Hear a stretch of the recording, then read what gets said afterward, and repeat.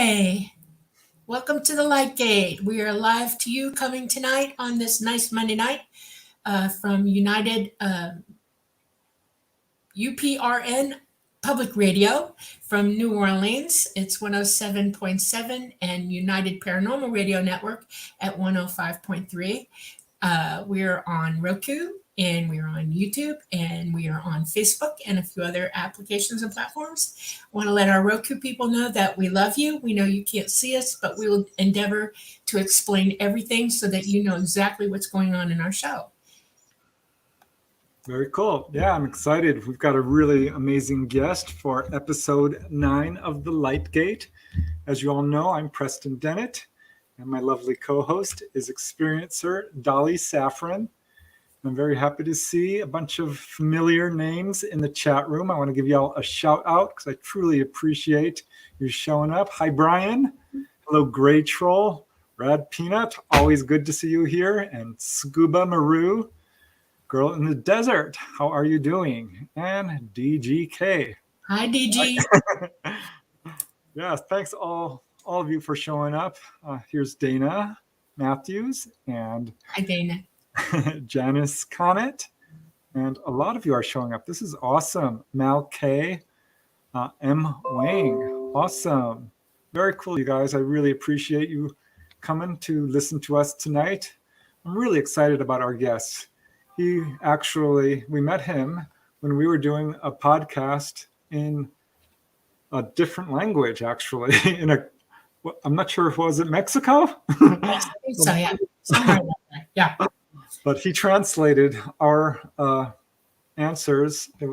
So he is actually fluent in both English and Spanish and was an amazing guy. And the more I learned about him, the more impressed I was. And his name is Martin Rivera. Super excited to speak with him. He's a UFO researcher and an experiencer, and really actually has an amazing resume. He's a quantum hypnotherapist. Now, this is a technique that was first developed by the highly regarded researcher Dolores Cannon, who, if you haven't heard of her, you should definitely look her up. She's hugely influential in this field. And Martin has been studying the subject of UFOs and ETs and other subjects for many years. He uses the technique of quantum hypnotherapy to help experiencers remember and process their otherworldly encounters. And he's actually certified in quantum healing hypnosis and past lives at the Dolores Cannon Academy in Arkansas. And that's not all. He is a co-founder of Quantum Balance. This is a healing arts center with transformational programs based in Long Island, New York. He also does past life regression therapy. Dolores Cannon was huge on that. And occasionally future lives pop up, so that should be interesting. But also does sound and light healing, emotional healing therapy, pineal, I'm not sure how you pronounce that. Pineal gland activation, connecting with your higher self. That's so cool.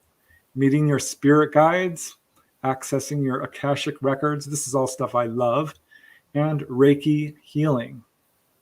Being fluent in Spanish, he has translated a number of books into that language, including Dolores Cannon's The Custodians and Keepers of the Garden, and many other books. He has worked with many people, authors and experiencers, aiding them in their journey of spiritual discovery. As he says, I help you to connect with your higher self for healing, mind, body, and spirit.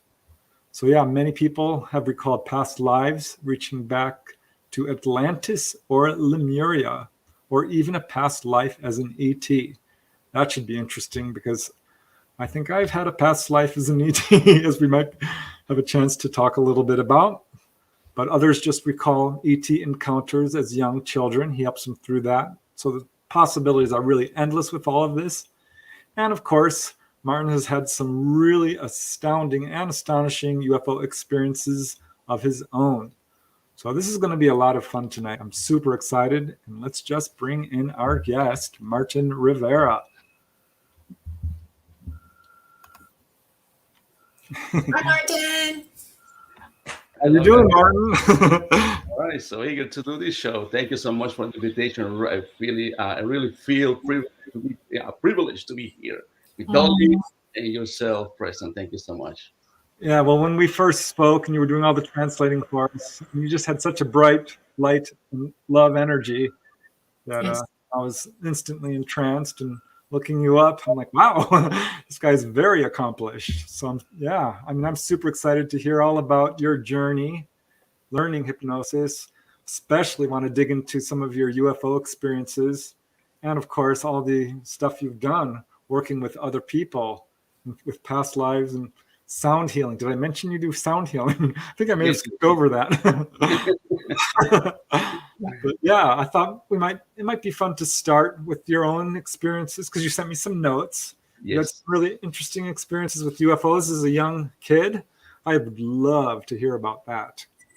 All right, then. So let's start up. So buckle up, people, because it's gonna be a fun ride.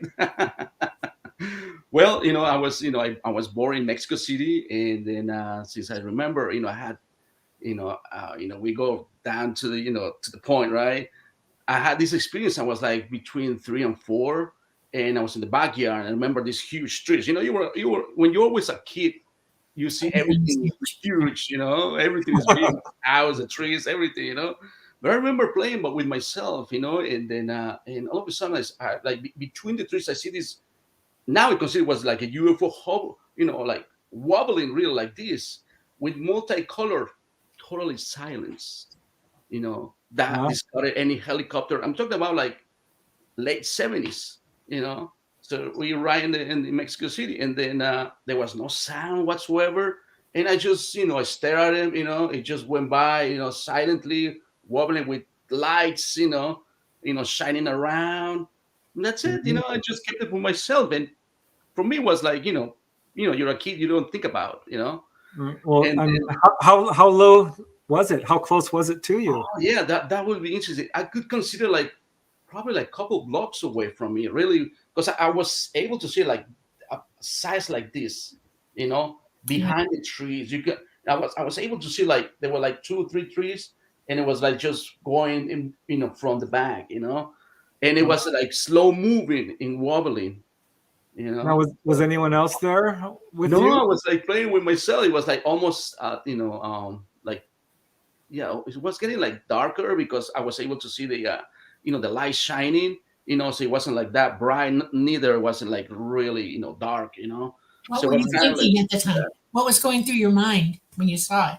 Which, nothing. It just, I was, like I say, I was a kid, so I look at it and let it go, I mean, Wow. nothing went through my mind really. But Later okay. you on, remembered just growing up, yes, Well, I'm jealous because both you and Dolly had experiences very early. I don't remember any. I think probably I did, but I suspect, Martin, because this is a pattern that turns up in so many contactee cases, that they show up at that age. And I have come to learn, and I've said this before, probably on this show, I don't know, but when someone sees an object that's pretty close, and that's more than just a sighting. I think that they showed themselves on purpose. I'm speculating, but having heard this so many times, I mean, that's remarkable. Age 4. Wow. 5. you, you went through hypnosis, we can know exactly what happened. We can go back to the same scene. We had two ways with Dolores technique. We had these two ways. Either you go back exactly the point that happened, and we go Right. over the subconscious, or then because her technique, you can call the higher self. I don't know if anyone is related to this concept. Oh, yeah. All I'm right. certainly familiar with it, but yeah, feel free to explain. All right. The higher self or the source, that's who really the one who answer all your questions. Because when a person comes for a hypnosis, we ask him to bring two set of lists. One, all your questions that you ever had in life that you cannot understand, accidents, illnesses, events, conflicts, all sort of kind of stuff, that you didn't get, that you didn't could understand. Why did this happen in my life? And the second list is your health, present and past. So part of the protocol of Dolores Cannon technique is like, you know, you experiencing sometimes those past life. We call it like quote unquote past life, because we know time, it doesn't exist really. Right. So because everything's existing at the same time, really, But for the general public, we get used to say the term past lives, right? So sometimes people experience 1, 2, or 3 past lives, or sometimes a future life, or sometimes they open the subconscious part of ourselves to release that trauma that you had accumulated, that you suppress, that you subconscious mind automatically suppresses, like when you go through an event that it was very stressful, automatically to protect yourself, the subconscious, that's their job, repress it, in order for you to survive. But then that is really toxic sometimes. Well, I really want to dig deeper into that a little bit later in the show, but I still want to look more about or hear more about some of your other childhood experiences. Okay, whoa. Wait, did you do hypnotherapy to recall that incident? I haven't yet on my own, really, because Okay. I've done 2 sessions on my own hypnosis, but it was for healing first, Okay. But then, yeah, that's still pending on, of course. Yeah, that's on my risk, but it's on my own, you know what I mean? But other people, yes, I go directly to that, Okay. So what was the other experience you had? Okay, the other one, actually, I had one with my whole family. We were at this park, and we see this UFO like just darting, boom. We all just stunned, my father, my mother, my sister, when I had little sisters, we all started, like stunned, and then jokingly, making jokes about it. But we all witnesses, you know. But the one that really, that gets my whole attention, I was like, that was way back in 1991. It Ooh, I was, want to hear about this. Yeah. yes, that's amazing. That was the solar eclipse that happens, through the whole country of Mexico, from the west part and going to the middle, like a whole lot of states, covered the solar eclipse. So I remember just going to, the rooftop. I used to live in a 2-story apartments, so we went to the flat roofs because we're in the city, Right. And then I remember just me and my friends, getting ready, the whole process of the eclipse, And by the time it was total eclipse, you can look up, it's only like a minute, Right. that you can see the ring, right? The Just clone. like this, like the figure behind me, just that. Yeah. And I remember we were looking up, that was amazing. Just think about it, like it's like New York City, Mexico City, like New York City, all traffic, stress, ambulance, sounds everywhere. All of a sudden, it's like everything stopped.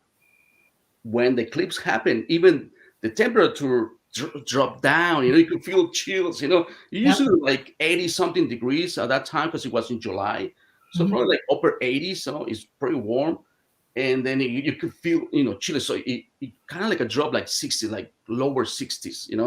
And then everything's silence. I was like a movie,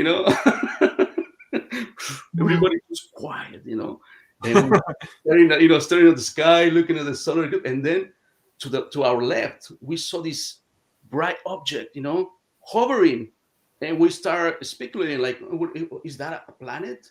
Is that a star? We all start, speculating about it, but we all saw it, and it was strange, But then, as the eclipse move on, the object we could barely see it, and then kind of like a disappear. And we were like, and then the following day, I guess you all know about Jaime Maussan, which is one of the journalists, biggest journalists in Mexico, who, he was invited over to this TV show.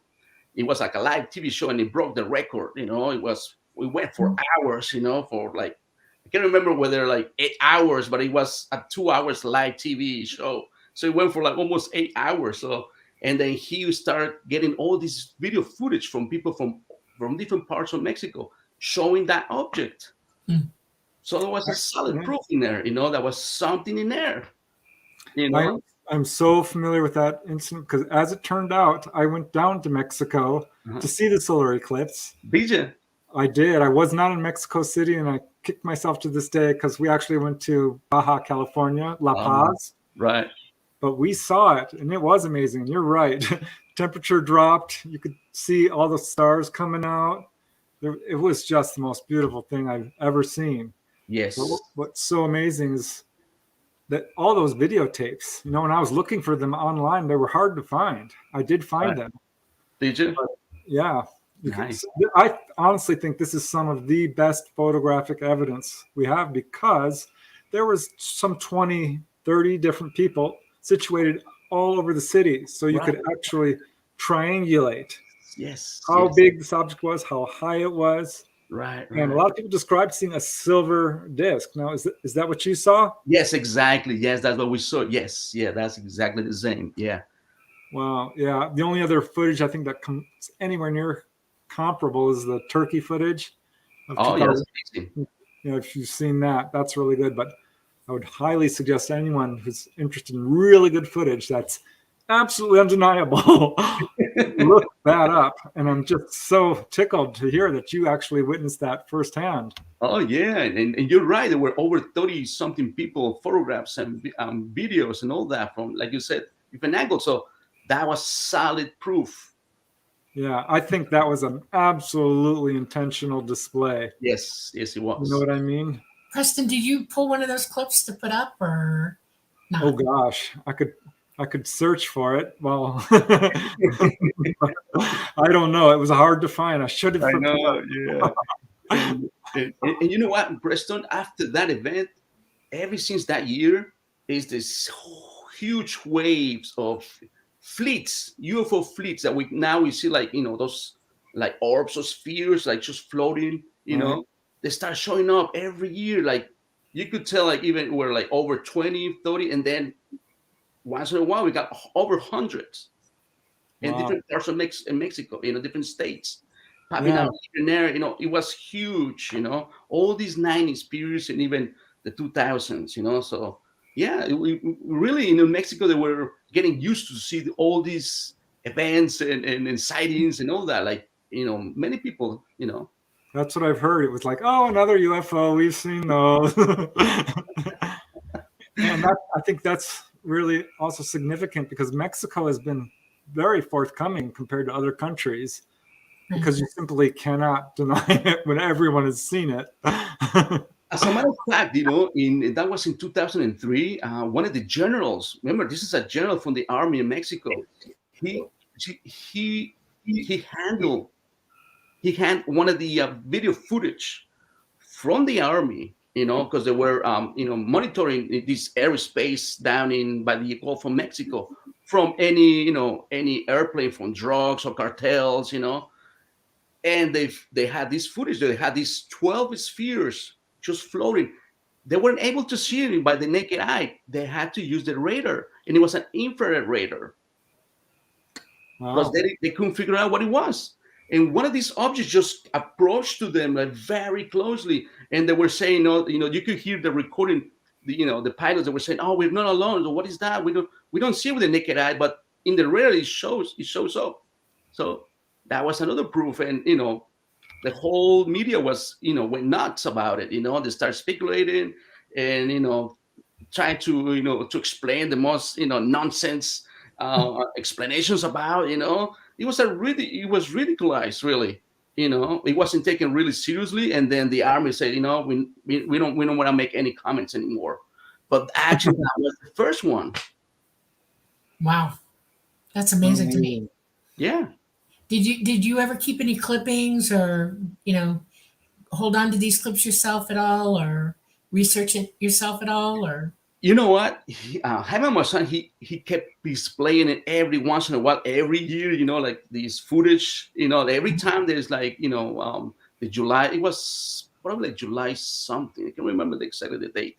But every time that comes back, the anniversary, he always displays this footage. They always, in there's on his shows, in these videos that he always display every week on, through his channel, So they're out there, But yeah, you could look for it. You might find it, So, but yeah. I have a question for you. Did your experiences young sort of push you in the general direction of doing the work that you do today? In other words, did it up your interest in everything, and how did that evolve? Yes, yes, yeah, yeah, absolutely. Because I was growing up, and I remember watching. I was 11 years old. That was exactly the time when I saw the clips, and Right. I remember watching the show Cosmos by Carl Sagan, that Yeah. famous TV For that series. one. You guys Yeah. remember?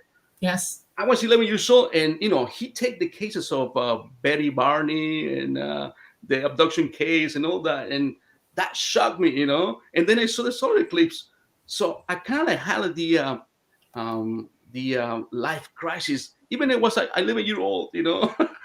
Right. Yeah, there you go. That's the one. Yeah, There, that's the Mexico. I found a yes, still photograph. It's not great, but yeah, not great, it's but in yeah, a but metallic disc. yeah, yeah, Yes. That's a yeah. good picture. Yeah.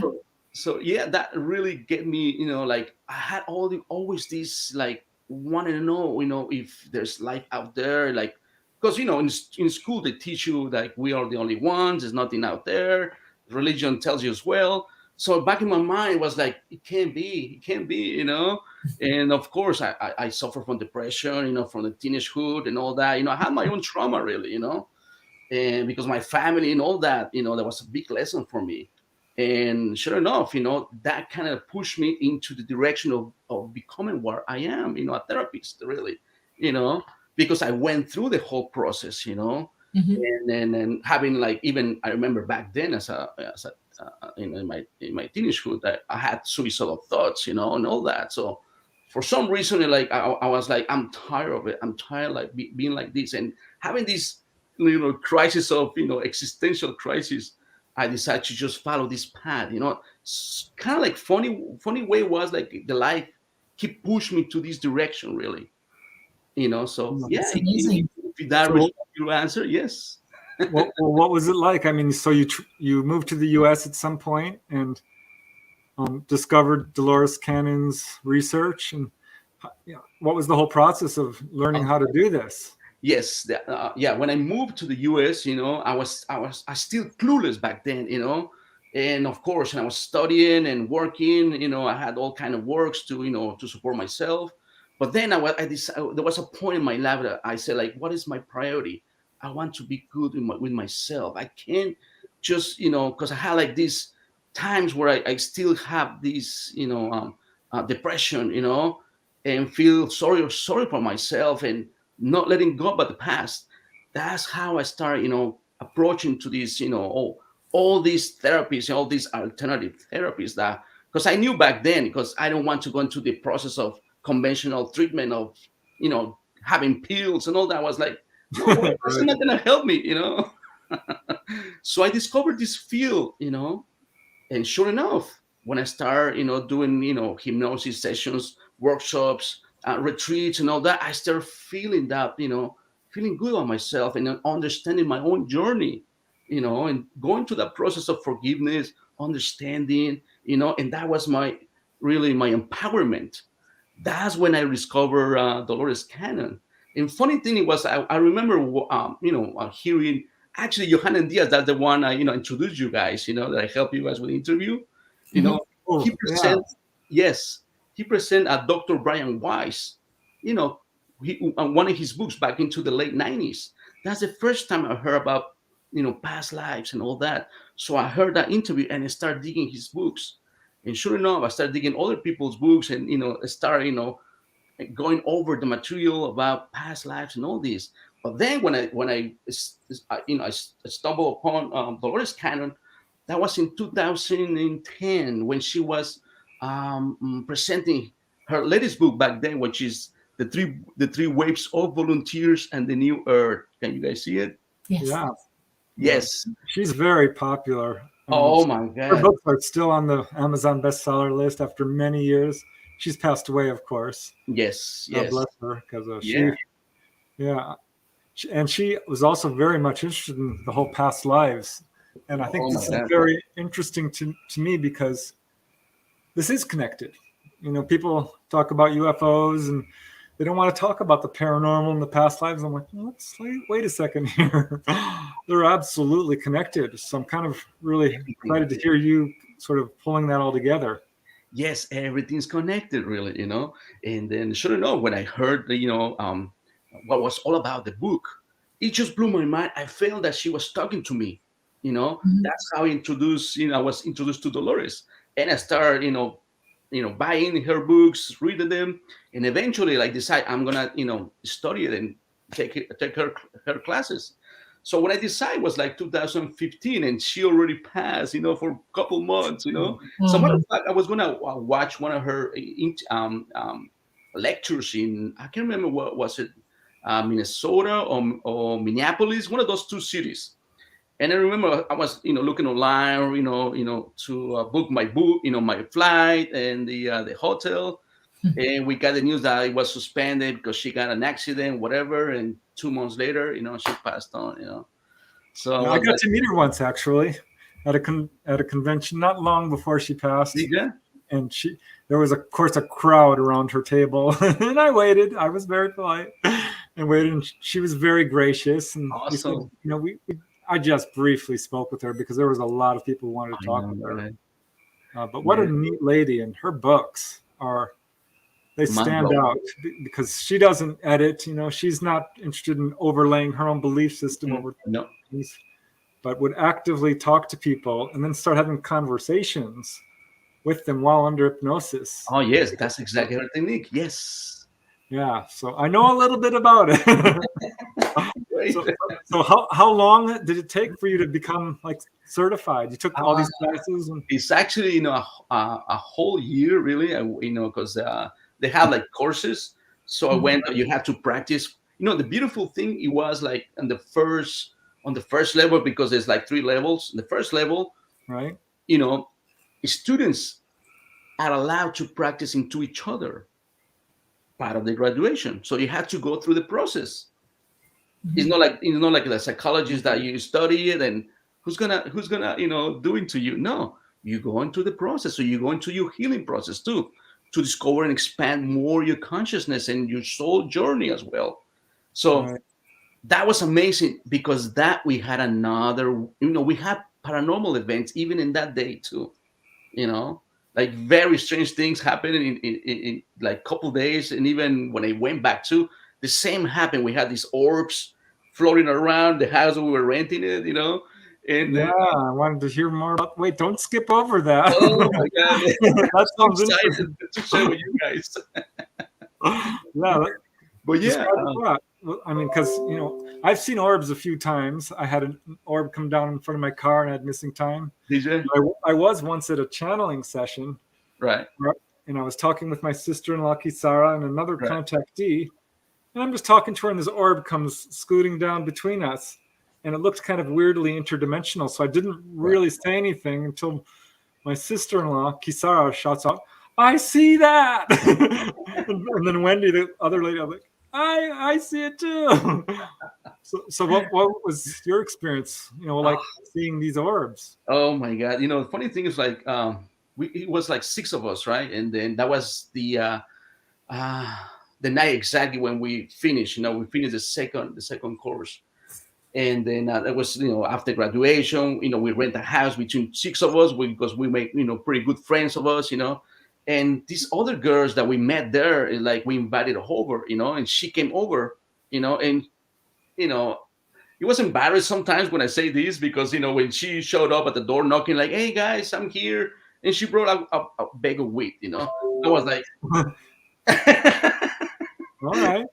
like, personally, I don't smoke, I don't drink, and I was like, but I never judge. So I'm like, whatever. So like two or three of them, they came out to smoke, right?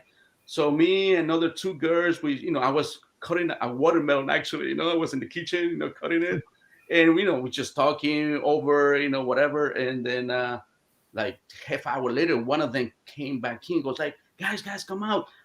We seen these orbs floating around the house. And in my mind, I was like, these guys are just hallucinating. So I kind of like came out, reluctantly, and I go like, so I went there and I didn't see nothing. It was like for pretty more than 5 minutes. So I was like, where are they? I don't see anything. And then I remember, like, I was gonna say it loud, like, I don't see.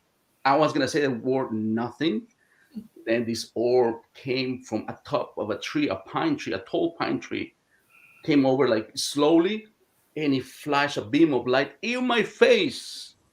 Like here I am. And you Wow. can see, he kind of blind me, and he went like this. You can see the beam light just going an angle, going back to the orb, and just continue his path. Flying over, going across the other house, and just getting lost. But it was very very low, like probably like 30 feet higher, because the pine tree was pretty big. So Mm. probably Did like you feel 30, 40 anything, feet. or did you get any messages or feel anything, or? No, we all get like really excited, But then, yes, after knowing that, say at that time, I was having a session with a client. Here's how my method is. When something I experience or something else, I have a client that doesn't know me or doesn't know other people. Then when we talking to higher self, then we can make these questions, and then Right. we have the answer. See? Very, very cool. Well, So yeah, the answer was, if you want to know what exactly was. the chat is definitely listening. Here's a comment from Izzy-Beth. You can just feel his warm heart. Sorry, Izzy-Beth, I had to put that on because it's true. And here's another really nice comment from Dr. Flor Zatarain. So happy to see your guest, Martin. He is my QHHT practitioner. Wow. So, very Amazing. cool. Well, she's a doctor, see? So nice to see you, Flor. Thank you very much. Very cool. So yeah, this completely transformed your life, huh? I mean, this absolutely took a hold and changed the direction of your life. Exactly. So yeah, I was able to, ask these kind of questions sometimes with clients, and yes, I had an answer back from higher self, explain us that we were related, because that was part of my plan too, and they using my consciousness to be aware of this dimension, so other people can see them. Wow. Isn't that strange? So after you graduated from this class, I mean, what was the next step? Because you co-founded, this organization, and you're getting into sound healing. And when did you start hypnotizing Oh, people? that's actually, was 2015, and then the Healing Art Center that we have. Well, Dr. Flora is my wife, really. In between both of us, we do these programs. She does Very kind of like cool. fasting stuff and nutritional life food. So she takes care of people, on their physical part, and I'm taking care of the emotional part, or mind's part. So, and I use all these techniques, and I had really strange experiences with some people, even using sound healing. Wow. Right. I want you to explain that to me. What is that? Okay, sound healing is a technique, using sound, sound bowls, these crystal sound bowls, or even the metal ones that are Tibetan sound bowls too. Right. But they've been calibrated with different frequencies. It's Right. like when you have these binaural beats, they have two frequencies, and when they play at the same time, it creates a third one within your mind, in your body too, kind of like shake you up. Yeah. But then I combine it with a little technique of hypnosis to relax you, Okay. and I had amazing results. So let me show you this. How this little. So here's one of my bowls. Oh, See? nice. So it makes Wow. a frequency, and I have a set of 5 of them. Which sound frequency is that one?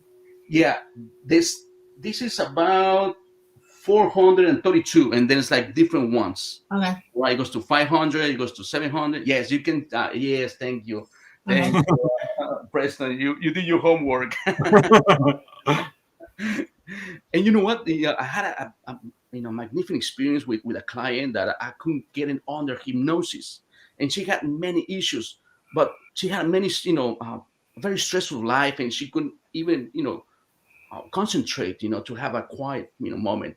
And anyway, I use the sound bowls, that's when I start experimenting, and combining it. And then I also have a machine, that blinkers, kind of like a blinkers, but it's like a light frequency, and it Mhm. works on your brain waves too, to get you down to the alpha state, or sometimes the theta, depends, in yourself.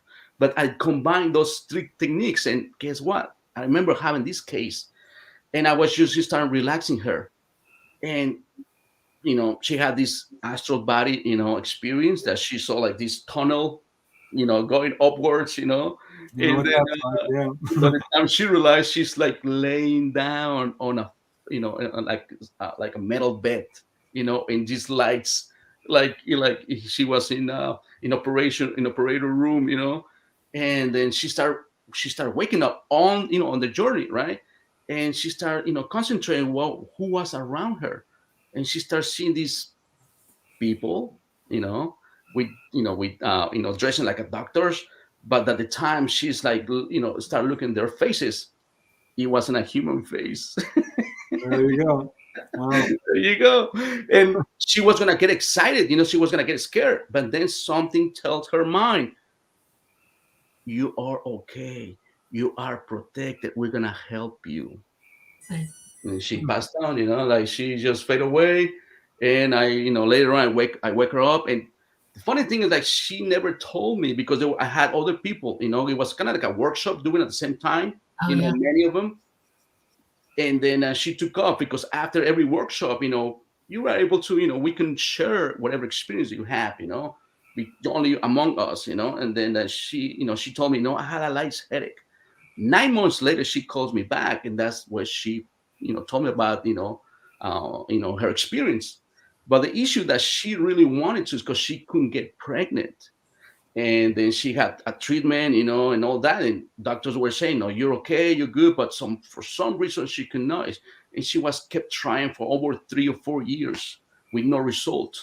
That's why she approached to me, and then a year later she became pregnant, and she had her baby. Wow. Yeah, I don't know if people realize it, but past lives, going through them, remembering them, can lead to absolute physical healings, not only emotional, but physical healings. Yes. And that's very well documented. I've got some books on it. I had no idea, because I was looking into cases of people who've been healed by extraterrestrials. Right. Which is, of course, definitely a thing. But yeah, remembering past lives. This happened to Robert Monroe, Yes. who did astral travel. Yes, I read that too. Bruce Moen, he had sarcoidosis of the liver, which can be really bad. Yes. And he was cured by remembering a past life. And I've had my own OBEs where I go to a past life, and it's almost always the trauma, the death scene or something really horrific. So yeah, I can totally see that happening. But here I've got a question from chat, which is very timely, because you must be psychic, Martin. You actually mentioned this lady was having trouble going under hypnosis. And Janice Connett in our chat room says, Martin, have you had people that cannot be hypnotized? I have tried 3 times and really wanted to, but unable. All my experiences, even of past lives, have been conscious, which is good, actually. I think. I want to chime in here for a second, okay? This person is awake. Your consciousness, who you really are, you're indwelling this body, is wide awake. And your physical mind has to be able to hear it, hear yourself talking to yourself. That's why your pineal gland is what it is. And if you have remembered past lives on your own with no help at all, and you're not able to be hypnotized, that's because you're already awake. Exactly. You just need to revel in that and start experiencing that as it is. In other words, just go within. Right. The sounds help, the singing bowls help, but you have to push everything away from you. You can't have anything to bother you when you're doing it. And if you want to do it alone, that's great. If you need help, go get help. But you don't need to be hypnotized. You just need to go within, and you'll get it. You're awake. You'll hear it. You'll see it. It'll all hit you at once. Go for it. Yeah, absolutely. This question is coming up. So, I mean, what if you're not remembering stuff and you still can't be hypnotized? Yeah, exactly. Yeah. Then you have a control issue. Exactly. Yes. I had a protocol, really, when people come for hypnosis. I put them to this protocol to I teach them first to meditate, to a technique of meditation, and I have a recording that I send it to them, and they must practice on their own this self-guided meditation that you breathe in and just doing a visual technique, Right. and you go into this clear space of your inner peace, Right. where there's no control, like you said, Right. no fears, no doubts, Nothing. no skepticism. That's how you must come to for a session. Right. None of that, and trusting. That's one of the major, important reasons to be hypnotized. You Absolutely. have to trust your practitioner. If you Right. don't trust, you're not gonna go under. Right. Simple as that. That's right. Yeah, well, I've always said that you really want to vet your hypnotist, because it can be, in the wrong hands, it can be damaging. Right. You can lead to false recall. But I think done correctly, it is an extremely powerful tool. I believe I mentioned that when we did our previous show together. Right. It's an important point, because Yes. I often have people coming at me like, you should not recommend hypnosis. I'm like, well, hold on. It can be very useful. It is, and the things that I love from Dolores Cannon was I study other, before I deep dive into her school and all that. I was searching for which one would be more suitable, because I really want to get the bottom of things. When I discovered that you have an access to higher self, which is the part that knows everything about yourself and everyone else. Right. And it's really, for healing. Thank you. Perfect. That's exactly true.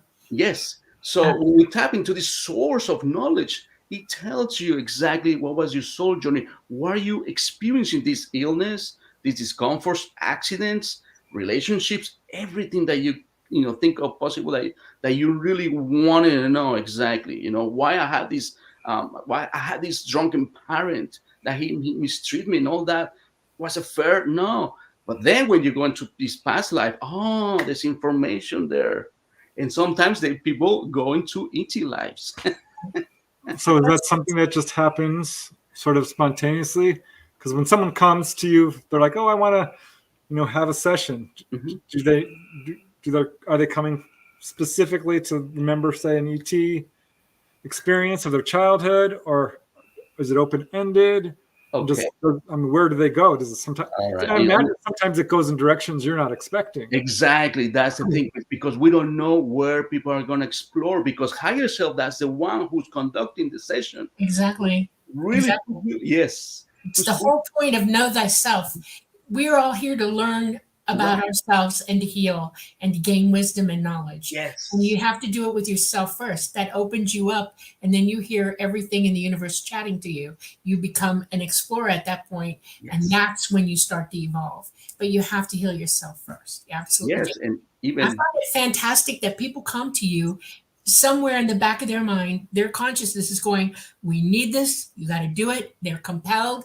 They don't realize that they're being compelled by their own selves. Yes. And it's amazing to watch them wake up when you do the work that you do, because it's incredible to see. I mean, it's like, oh my God, it's like watching a baby being born. Exactly, Dolly. Yes, exactly. Every session is like that, know.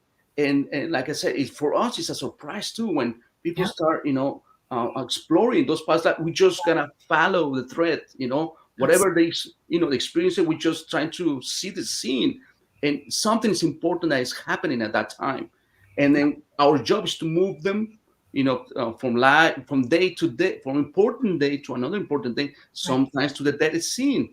As a matter of fact, one of my sessions of QHT, I saw my death scene at the really beginning. It was very dramatic, very kind of like a traumatic, but it was very healing.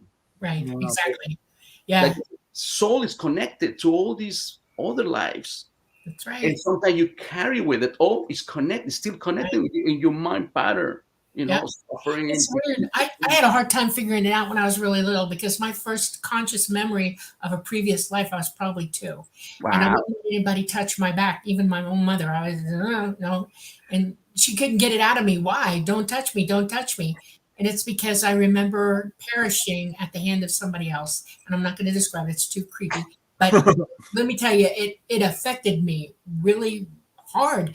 And I kept thinking, and then it popped into my head when I was about 4 or 5. Oh, I know what this lesson is. Oh my heaven. there is no death. It's all life. Yes. Even though I wasn't in that situation anymore, I moved on, and I shouldn't be really weird not about it anymore. I should be grateful that I got out of that situation, and I can bring forward through my own life a resolution to it, and I did. And it was almost, you release it. It's a wonderful feeling. It's like being born. You just Exactly. you just lose it. You just go, oh, that's what it means. Okay, I'm good. Yeah. And every Yeah. single life you remember, there's a lesson in there. That's what karma is. And we just go through them and heal ourselves. Until Yeah. one day you're just sitting there, you're going, I'm cool. I'm really cool. This is I good. started having out of body experiences. It was one past life after another because I was very fearful, and I'm like, oh, this is probably why, because all this trauma. Right. So I'm wondering, Martin, like, what are some of the more dramatic sessions that you did, which kind of took a direction you didn't expect? Can you think of any Yes, a example? great I'm sure question. there's a lot. Yes. I had this case where, this girl was, she was molested when she was a child, and then she's coming out of the, at the end of the war, the civil war in Central America, and his father was, kind of disturbed and crazy really after, being battles and all that. And somehow she started getting molested by him, by his uncle and all that. So she got this trauma for many years, she never spoke to anyone. Wow. But then when we went into the hypnosis part, Yeah. this is very interesting because it's related to ET lives. Right. She Right.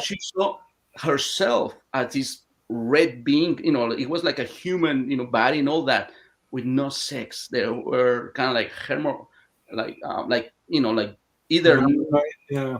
yeah, like Yeah, androgynous. Yeah. androgynous, exactly, kind of androgynous. Yes, I had it in my tip of my tongue, and she started describing herself like that, like kind of reddish skin and all that, and she was able to see other ones just like what it was. I don't know, it was male or female, I don't know. And then she started describing everything, and they were at front of this volcano, and it started erupting, right? Yeah. And then she goes like, so what are you doing there? She was like, well, there's many like us, and we're all blind, but I can see them. And I go like, why are they blind? Because that's how the dialogue goes back and forth, And she goes, well, we lost the value of life, and the volcano is erupting because the planet cannot take it any more of these all our emotions, all these conflicts, all this anger, all this confusion. And I was okay. But then when I call upon higher self, that's the one who explains us exactly, right? And I go like, is this place is on Earth, in another dimension, another time? No. I was like, oh, where is this place? It's another planet. I was okay. So what? We always ask, why do you show her this lifetime? And he goes, because they lost, the value of life. That's why she was signed to be here on Earth and experiencing everything that she went through in order for her to value life. And guess what? What she does now? This is amazing. Yeah. She works on these nursing homes, for the elderly. Yes. And guess what? At the time of the session, when Haggerty was explaining about this, he goes like, and everybody that she was taking care of that helps in the transition to the death, they're so appreciated. They love her because her smile was like an oasis for them. Right. Her kindness. That's amazing. You know why? Because it's like that throughout the entire universe. That's why we're born not just here, but anywhere else in the universe that there's life. Yes. And that we have free access to all of it. Yes. And the really cool thing is that it's a lesson in that we really all are one, and that Yes. we're taking care of one another. Exactly. And that's our purpose. That's our absolute purpose, to help each other learn, help each other grow, and move through, and work on yourselves as well. And it's amazing when people affirm that, and they hear it, they know it, and then they start living it. And Yes. That's awesome. Oh I my like that God. you do this. I love that you do this. This It is was- thing Thank that, you so much. It was very motivating. I had my tears down, really. I have to confess, yeah. I'm kind of like empath too. I can feel people's emotions. Yes. And you could, I have a little bit of footage, for her, for my clients, for their own use. And I remember having this, my voice recording, because sometimes they speak so, lower. I have a Mhm. microphone here, a clip of microphone, but I always have two devices. Because sometimes the energy can, interfere with these devices. So I have the second one, a voice Mhm. recording, like almost, Yeah. closer to the mouth, and film it, Yeah. And I remember shaking my hand like this, but I was focused, and my tears, streaming down, because it was very moving, what she experienced. And of course, it was Right. so healing for her, and she was able to understand why all this happened to her Right. in the ET life as well. That's amazing. That's amazing. Have you ever had a client remember their exact last life, the last previous life before the one they're living now, and how much have they been able to recall of that and why? You mean through the hypnosis or before the hypnosis? Before and then during, like open more of a up during like Uh, they get an idea and uh, and they're pretty sure about it, but they want to confirm it to themselves. So well, come in. I had two types really. One, yes, sometimes they had some they call it dreams, Right. and we can go actually to that dream, Mm-hmm. in the technique. I had other people who done like workshops, like a past life workshop that I do is more, more simple than that. There's no dialogue. You see everything within yourself, in your mind. It's like a dream, and you write it down. Right. After when we finish, you know, and sometimes it could be, for some it could be information. It Mm-hmm. could be a lot of information. It depends. It's everyone's different. But I had this young lady who recalled a life being like a fish, Mm-hmm. and she was like, confused, after the Yeah. workshop. Yeah. But then she decided to, to do, a QHT session. I'm like, okay, let's go into the lifetime that you saw it, like kind of like a fish. And guess what it was? She was a mermaid. Ooh. Hmm. We Wow. were like, what? No, I It was want to tell cool. you something. There's a planet in the Delphi system, and I've been there a few times. And they have beings who live in the water and they swim like mermaids. It's kind of close to what you're describing, but their whole lives are spent in the water. They don't come out of it at all. And when I hear people talking about past lives as mermaids, my brain goes right there. It's like, okay, I Nice. think I know what you're talking about. But guess what, Dolly? When I spoke to her, it goes like, no, it was in Earth, really. Earth, really? Oh, Yes. wow. And he said they still existing, but they hide away because they're highly psychic, and they can sense us for miles. So they're Mhm. always away. So Wow. there you go. Okay. All right. Well, I'm going to bring up a question from chat, which you could probably answer pretty easily because you did this. This is Yeah. from Christopher Harmon. And I like to, bring all the questions. No question is off limits. I hope that you guys can keep it on topic. But Christopher Harmon is asking if someone wants to become a certified hypnotherapist, where should he or she study or go? Well, there's many types of hypnosis, and the one I studied was from Dolores Cannon Academy. Yeah. So if you want to go into this technique, yes, you have to go there. Yeah. But otherwise, there's many, like, a clinical hypnosis. There's many of different authors they throw out there, and then they have their own courses and all that. But like I said, I was searching before when I decided to do Dolores, because that book for me was very special. And I was like, but then when I discovered the power of ourselves, the higher self that you contact with, I was, my mind was blown away, and I said, this is it. Wow. I have a really good friend. Her name is Yvonne Watson, and she's been with me when my craft came down and seen it. And we've been on CE5s together through the years. And she did Dolores Cannon. She just got certified, and she's doing her 25. That's the first level. Yes. Yes. And she's going to, I have an issue, and she's going to try to help me with it when she comes back through. And I'm excited about it. I'm like, oh my God. Let us know. Let it go. All right. I'm going to bring up another question, which is perhaps not too specific, but this is from Santana Barish. She says, I've been having a hard time with my visions. Any tips? Learn to self-meditation. Simple as that. And practice for weeks, make a pattern, same time, same place. Make a pattern yourself. And once you start getting to tapping into inner peace, remember, because if you look for in YouTube, there's, oh my God, there's many of them now. There are hundreds of them, with different intentions. Basically, meditation is to tap into your inner peace. where the mind doesn't think about not in the past, neither in the future, the following future, and all your duties and responsibilities. No, just focus on yourself, and you go into your inner peace. Right. That's And it. turn off all distractions around you. Yes. In other words, turn off your Wi-Fi, turn off your Yes. phone, get rid of all electronic devices, move them away, turn them off, because that energy can interfere with you. Yes, yeah. And even we recommend people to do grounding, like go spend Exactly. time Out in in nature. nature, Absolutely. in gardens, Right. with naked feet, just touch the grass, go Yep. to the beach, with no cell phones, just at least half hour, enjoy the sunset, the Right. sunrise. Now, another thing I would recommend, just personally, because this is kind of related to the UFO field, is write it down. Write it down in detail, because as you do that, things will come clear. You'll start to make associations with it. You might recall new details. You might Yes, lead to the next step. Yeah. right. And you might You'll get actually a hear a sudden very clear intuition about it. message. Right. You'll hear a clear message from your consciousness Yes. straight into your physical mind. You'll be reading through it, and all of a sudden you go, "Oh my God, I see it! I see it! I see it! There it is!" And it'll trigger you. Yes, President, that's part of my protocol too. Because once I given this recording for self meditation, I always tell them, write down if you have any visions, or nighttime when you wake up, write it down. It could be a vivid dream. We never know. And guess what? Yes, every time I have a client, they go, "Oh, I had this."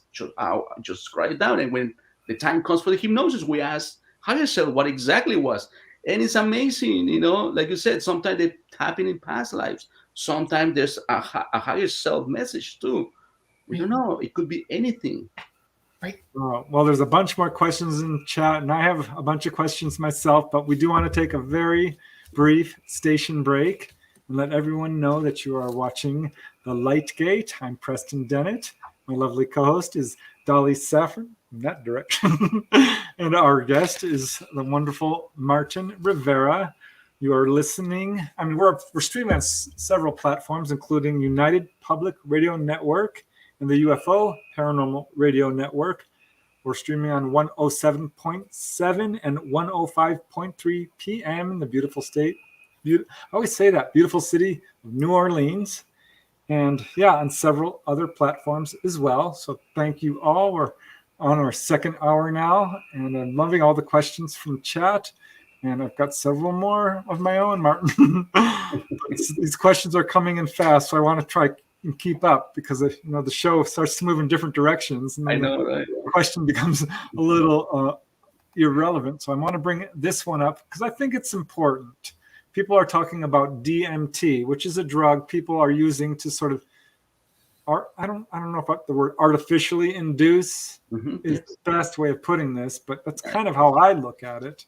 I personally don't recommend it. I think you can have that kind of experience without DMT, and hypnosis might just be the way to do that. So would you comment on Gray Troll's question? Can Mr. Rivera induce a DMT-like experience with hypnosis? Yes, of course. That's why I had these workshops, like the pineal gland activation and all that is my protocol too for people too. I'm having, coming here, and I have this device that it's a light frequency, and it blinkers and it had different patterns and all that, and the sounds and all that. It's really your brain have all that chemistry. The pineal gland, that's what, when it activates, has these crystals, and people see colors, geometrical patterns. And then that's when they're having this astral body, or there's these downloads. It's all kinds of stuff that people experience.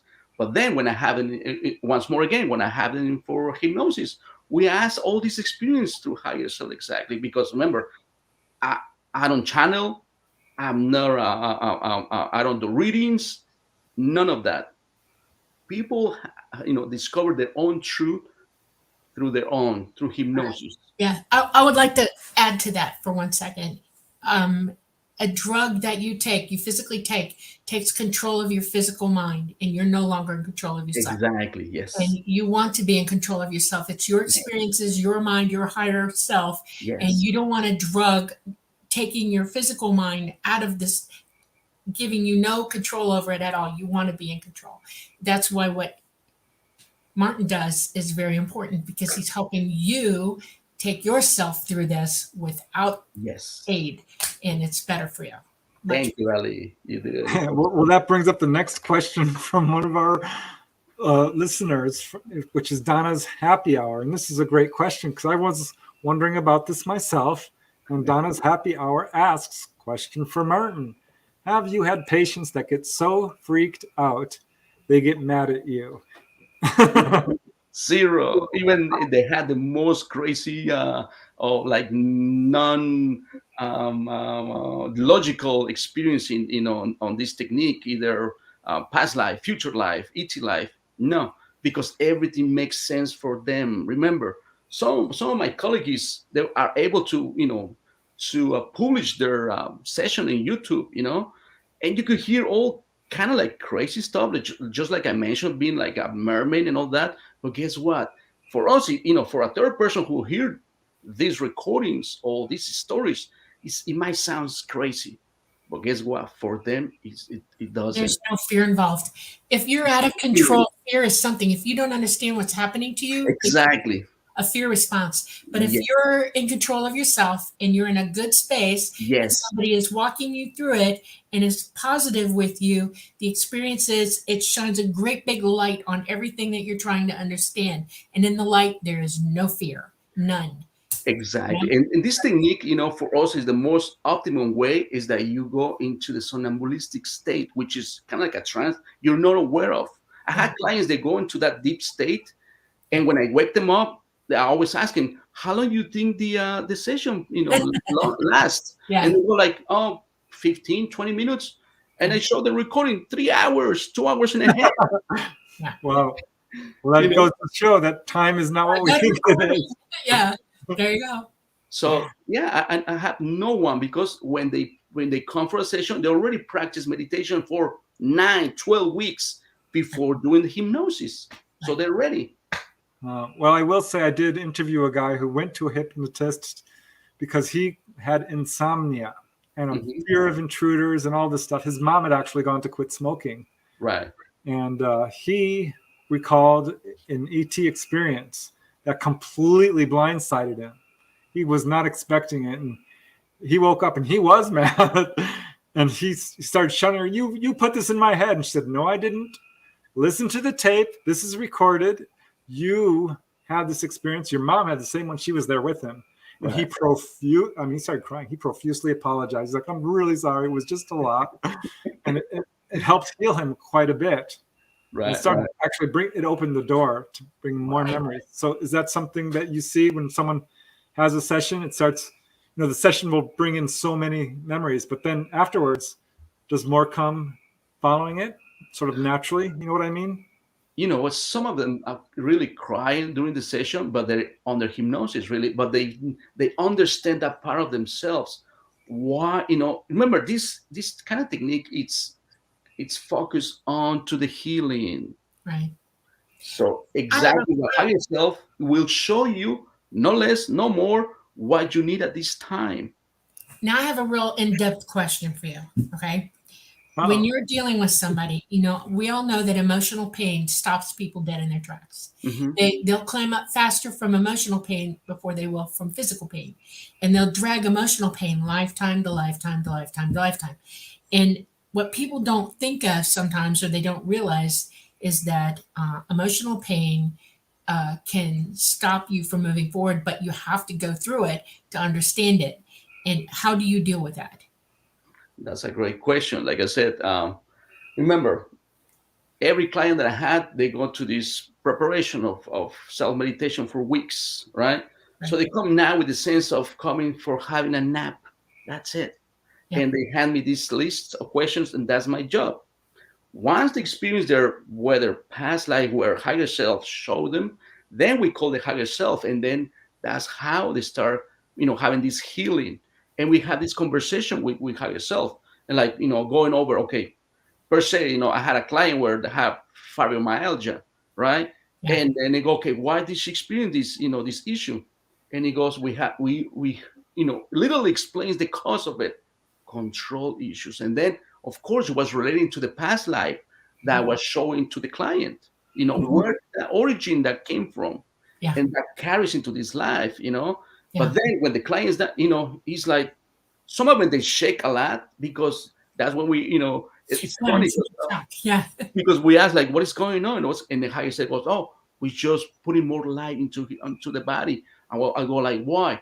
Because we shaking their self memory away, fears, control, and all that trauma that had been in the body. Right. And it goes, he's like, shakings, jolting and all that. Some of them, not all of them, but some cases they do, Yeah. Yeah. And so it goes like that. So actually they are in the, per se, in the hands of source. Right. So what could be wrong with that? Nothing. I have a small opinion about that. I'm glad you said it like that. And I know you know what you're talking about now because you understand. I know you understand. Okay. When you're leaving your body to OBE, you receive or you feel a vibration that can feel like an electrical shock. Sometimes it's a great big shake, boom, and it's, and I thought about that for an entire lifetime. I thought, what is that? Am I got the electricity in my body doing it to me, or is it my consciousness doing it to me as it leaves my body? Am I feeling my consciousness energy? I mean, I was like all twisted up trying to figure it out. And I came to a conclusion. Your consciousness is all light and it's all energy. Yes. And as soon as your consciousness becomes connected to your physical mind, to your physical body and everything, that's where the light's coming from. It's coming from you. Yes. That energy you feel, that electrical current is coming from you. And it's amazing to me that you put it like that because you're describing it exactly. Your consciousness, your physical your conscious being is affecting your physical body to heal it. Yes. It actually has been given the opportunity to get in there and do it because we block it all the time. It is this belief system blocks it. Right. All the trauma, all whatever you think of life is you creating it unconsciously. Exactly. This is so totally cool. Thank you. You need to write a book. I swear. You just need to sit and tell everybody this is how it works. You should give it a shot, do all the reading, and start meditating. I mean, that's fantastic. So how many people have you worked with? Just a ballpark figure. I have a young career. I've been doing 8 years so far. Ooh, and I consider the ones I really love, like very successful, is less than 100 really, but they had very, very profound healing and experiences like way top of the head, like I said, sometimes they show them future lifetimes. Sometimes the ET life, sometimes the lives that you couldn't even understand, life as a rock under the ocean. Interesting. And there was a reason for it. Why did they experience that? So Penny Rummel is asking, where does Martin have his practice? So can people reach out to you then? And because we have some of your links in the show notes, which we'll post. Of course. I forgot to put the link on my own. I was in a hurry. Like, okay, let's go. Quantum Balance, that center, and it's bilingual. Remember, it's a Spanish version and an English version too. And I'm based on Long Island, New York. Oh, all right, Long Island, New York. Very cool. Awesome. Yes, and even people who experience per se one, I had she was experiencing being a lava. Wow. In a volcano, she was part of the lava, and there was a reason why. And how you say explain why was the reason. So it's those sort of things that people can experience into this technique. Your consciousness can go anywhere and do anything. You don't need to be born. You just are. If you want to go lay in a volcano and lay in a lava pit and feel the lava and you're consciously in it, you can do that. That's real. You can experience anything anywhere. You can go interdimensional and you can experience it from different dimensions as well.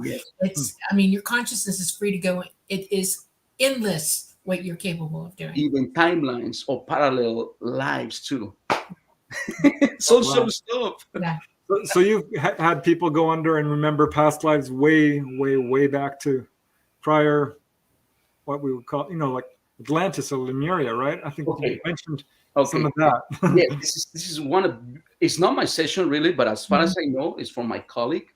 And the client even wrote 2 books about it. Listen to this. This is mind blowing because she was remembering being in Lemuria, right? And the time where the destruction of Atlantis between the two of them, Lemuria and Atlantis. But then when they go back to see where is the origin of these civilizations, she was experiencing being an ET coming to Earth, Oh, wow. crashing on Earth. Yeah. And in order to survive, they start to, interbreeding and having, through like vitro, taking cells from the natives of the planet for them to survive. That's how Lemuria and Atlantis was, founded, really. So she wrote 2 books about, and even she got healed from a head tumor. Wow. And she's That's a teacher amazing. journalist too. So think about that. So if you allow me, I can show, her books, and here's her books. So Oh, the Child of the Universe is the first one, and the second one is the Gift of the Stars. Yeah. And it's one of the most detailed accounts of past life that I ever encountered. So these are a couple of the books that you actually translated, huh? I'm translating the second one. Someone else translated the first one, but she asked me to do the second one. And there's a whole lot of detail about this, program and these beings coming from another star system. And amazing. They described Atlantis at the end, why it was destructed, the whole thing, it was like, and even how the survivors, what happened to them. Wow. It's mind blowing, really. So yeah, so that would be great for you to have her in your show, Well, our chat is loving you. Santana Barish says, amazing guest tonight. Thank you, guys. It's very cool. So I want to hear something else before it gets, because time is flying fast. Like, yeah, you gotta go over to the other experience. But I want to hear about Sisto Paz Wells, because I am a huge fan. Do you? I've never met him, but I know he was one of the figures who spearheaded sort of CE5 movements, which is very popular now, but he was doing it years ago. And I wrote about him in one of my books, The Healing Power of UFOs, because there was a case where he was there in Sebago Cabins, New York, held a session where they walked through I forget what it was called. Sendra. They call it Sendra. Where they did all the meditations and stuff that you're talking about, very much like. But there was a dancer there who was suffering from arthritis of the legs. His legs were all swollen up, and he couldn't dance anymore. Wow. Which was his life path. And had an encounter that night. I mean, UFOs came down. The people in the community around saw them as well. So they were just innocent bystanders while the actual group had an amazing encounter. And he was healed, physically healed. And I looked him up, and wow. I mean, Mission Rama, I think that's what it was called. Yeah, Mission Rama is a group. Yeah, yes, those are the ones. Yes. Yeah, so you met him, right? Or yes, yeah, I met him. I've been with him in these pre-scheduled encounters twice. I want to hear about that, Martin. Yes. Tell me everything. I'll send you the picture. Would you like to, display the pictures that I sent it to you? Are you able or not? Yeah. Oh, is that the one without the large group of people? Yes, with the ones standing up doing mantras in the stone. Okay, there's like a monolith. Yeah, I'll pull that up. Yeah. Awesome. Yeah, just while I'm speaking about this, yes, actually I discovered this Sixto Paz in the mid-90s. Yeah, Sixto Paz Wells. He's a contactee from Peru. As a matter of fact, his mother, he's from the U.S. And guess what? He was banned to come into the U.S. for over 20-something years. She was able to come back to the U.S. in 2014, 15, something like that. See, this is the there's like a 3-day retreat, or it's like camping in the woods. But this is a special place in New Jersey where there's like these monoliths. They're like probably we know about those. Yep. And there was the Native Americans considered sacred. I'll bring the monolith up. Keep talking. I have that one. Yes. So that was the first time we were over 50 people, and then, before you come to this, these experiences, they require you for you to take a whole year of classes. Like they have 24 classes. and the coordinators from each group, either there's each coordinator from every state, as far as I know, in the metropolitan area of Connecticut, New York, Pennsylvania, there's like small groups, so for you to be in these encounters, you must take these classes, otherwise they're not allow it. You know why? Because they're right.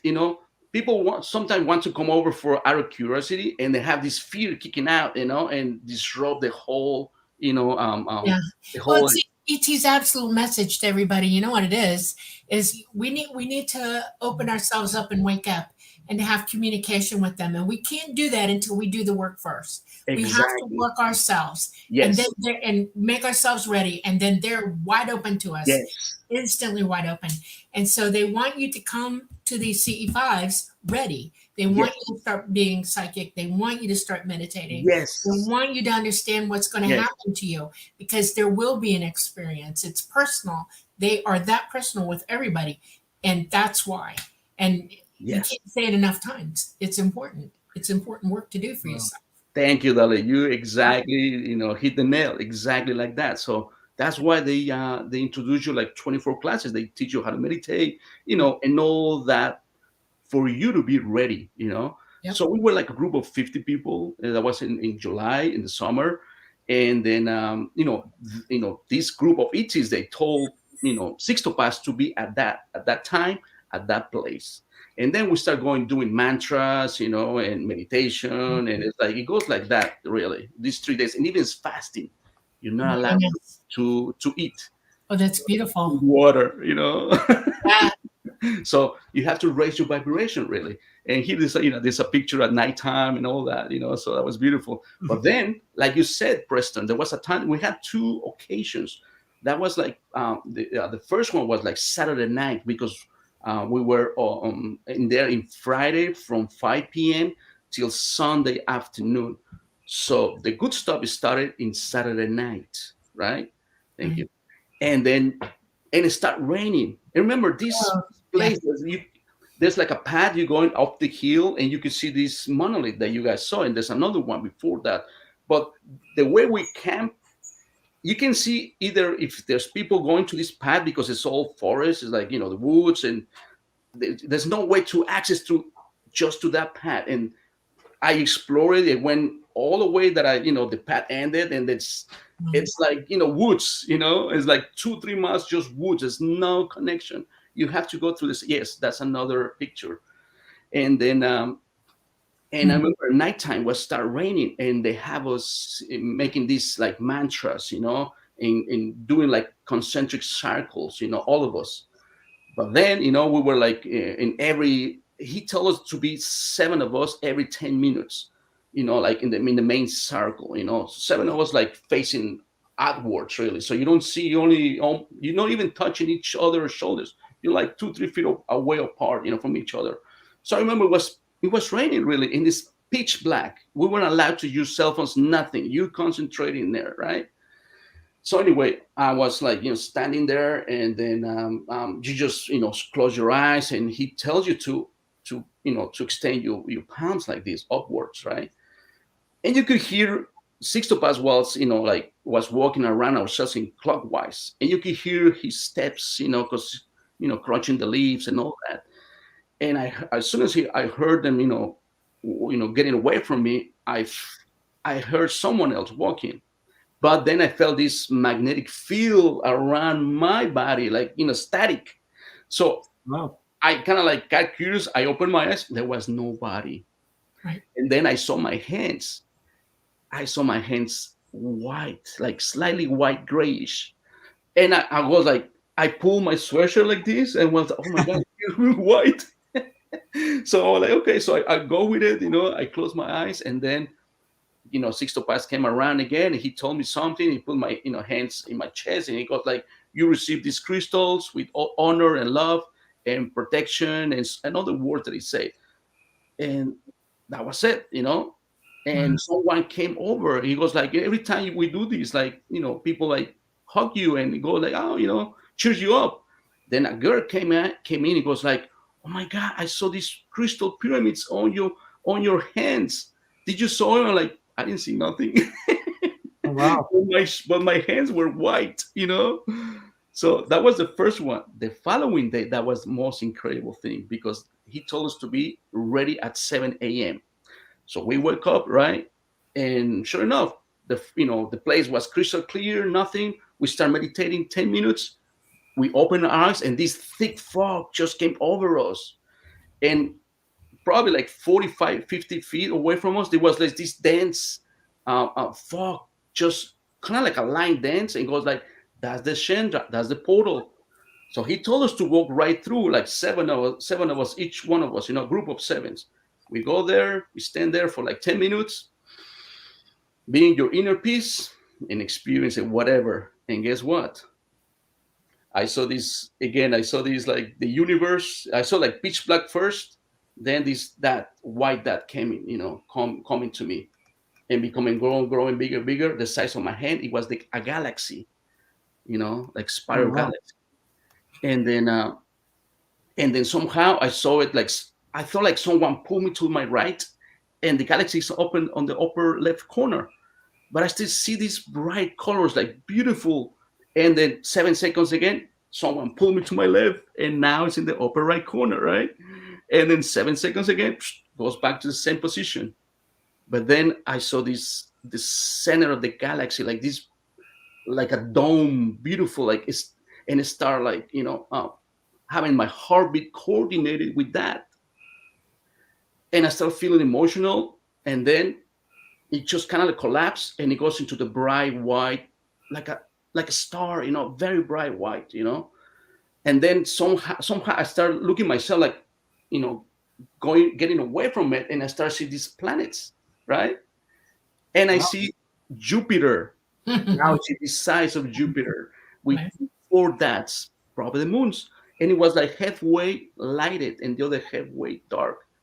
Then a voice came through, and he goes, "We're gonna have our meeting soon. Be patient." I wasn't a strong voice. It wasn't my voice. It was someone else in my mind. And after that, everything just went blacked out. I opened my eyes, and that was it. Well, That's when I had my introduction to them. A year later, that's when I had my sister's session. That's how he came through the session. So Amazing. Well, I have a picture of him actually. Here is Sisto yes, himself. And it's funny because I had a fix-it guy who would come over and do remodeling on my house. He found out I was a UFO researcher, and he started talking about his experience. He's like, was with this guy named Sisto Paz Wells. Have you heard of him? I'm like, yeah. And he described how he did everything you're describing. There was a big group, and suddenly, I forget exactly what happened, but he had a weird shift, and suddenly there were different people sitting next to him. They had missing time. Oh yeah, this all kind of stuff happens there. It's everyone's different. Yeah, I heard some stories from all the people who were there. Yes, they had different. Some were tapping into a past life. Some of the people were in another place. They don't know what, or don't know what it was. That's why. And then I use the hypnosis to exactly ask yourself what exactly happened. Amazing. Well, I have another question from chat, which is really unusual, and I actually really like it. And this is from C. It says, "Can we be a Bigfoot in another life?" Yes, Seriously. yes. Anything you can ever think Yes. of: fairies, gnomes, yes. mermaids, Bigfoot, and any other living being that you might think of or imagine, and even the ones you didn't even think about. Yes. Wow. Yep. Just like Dolly said, we're consciousness. We experience all that. Yes, we do. Yeah, a lot of the people in chat are talking about their past lives. Here's Debbie talking about how she was in a life from pilgrim times and was a pregnant teen and was stoned to death. Oh, there you go. People remember the sort of stuff that they need Yes. to heal through. Yes, exactly. So I think that's a good example. Yes, indeed. Yes.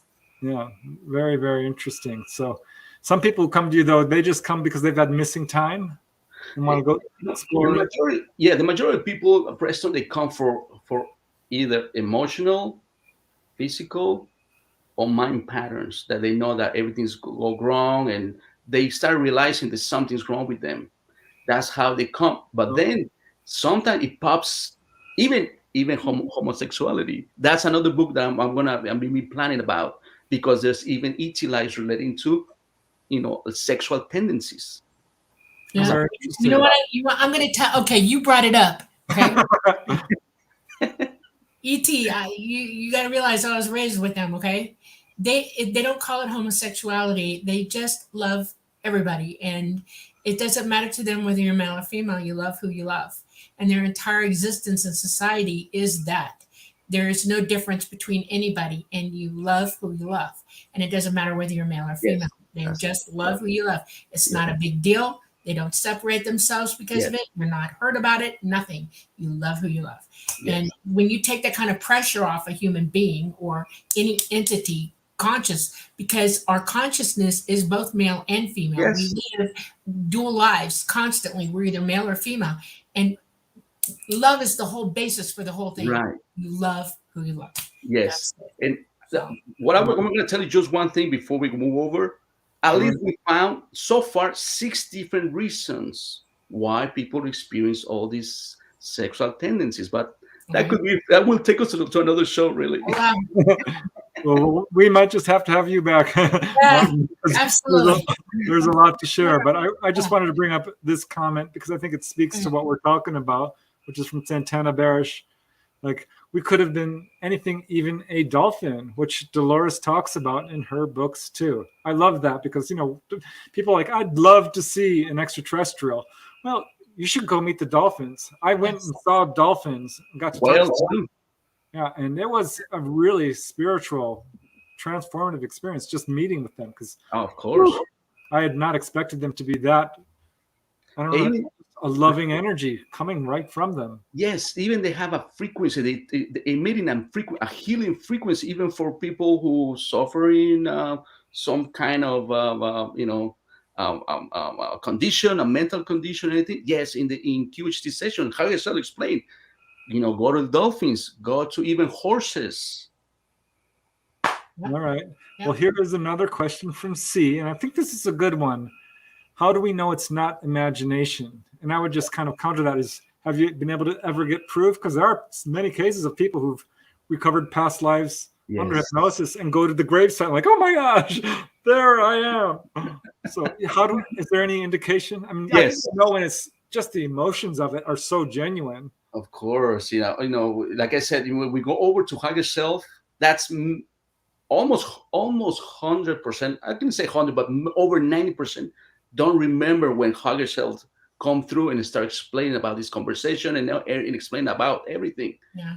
And sometimes I even ask other people's, information, issues that are, they're looking for me because they can't do it, in person, or friends that I have, whatever, they have paranormal events.